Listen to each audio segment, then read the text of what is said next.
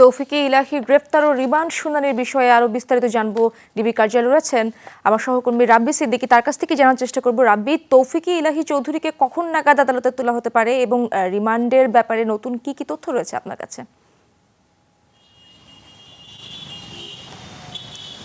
ইসরাত, আপনি জানেন যে এই যে উপদেষ্টা, প্রধানমন্ত্রীর জ্বালানি বিষয়ক উপদেষ্টা, যাকে গতকাল রাতে গুলশান এলাকা থেকে গ্রেফতার করা হয়েছে, এখন আছে ডিবি কার্যালয়ে। এরই মধ্যে তাকে বাড্ডা থানার হত্যা মামলায় ছাত্র জনতার উপর যে নির্বিচারে পুলিশের যে গুলি হত্যা, সেই হত্যার ঘটনায় বাড্ডা থানায় ওই এলাকায় আপনি জানেন সুমন শিকদার নামে 30 বছর বয়সে এক যুবক পুলিশ এবং অন্যান্য আওয়ামী লীগের অন্যান্য সংগঠনের হামলায় তিনি মারা গেছেন এবং সেই ঘটনায় একটি মামলা হয়েছিল। সেই মামলায় গ্রেফতার দেখানো হয়েছে সাবেক এই উপদেষ্টার। Redmi 13 স্টাইল বানাই দুনিয়া কাঁপায়।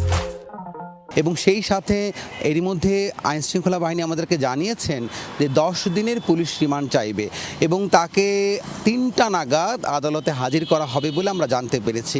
এবং রিমান্ড চাইলে রিমান্ড পাবে। আমরা দেখে আসছি যে এর আগেও কিন্তু 25-এরও বেশি মন্ত্রী, উপদেষ্টা, বিভিন্ন সেক্টরের ভিআইপি কর্মকর্তাদের কিন্তু রিমান্ড হয়েছে এবং সেক্ষেত্রে আমরা ধারণা করতে পারি তারও রিমান্ড মঞ্জুর করবে।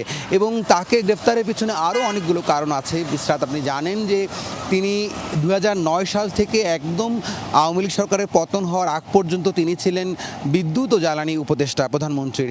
এবং বিদ্যুৎ সেক্টরের যে নৈরাজ্য, যে লুটপাট, সেই লুটপাটের তাকে বলা হয় পরিকল্পনাকারী। এবং সেই পরিকল্পনাকারীকে এই বিদ্যুৎ সেক্টরের মামলাও তিনি তার বিরুদ্ধে হবে বলে আমাদের কিন্তু এর মধ্যে জানিয়েছেন আইনশৃঙ্খলা বাহিনী। তার মানে ইসরাত দাঁড়ালো যে তার বিরুদ্ধে একাধিক মামলা রুজুর প্রক্রিয়া চলছে। এর মধ্যে একটি মামলায় তাকে গ্রেফতার দেখানো হয়েছে এবং রিমান্ড চাওয়া হয়েছে। ইসরাত। রাব্বি, ধন্যবাদ আপনাকে।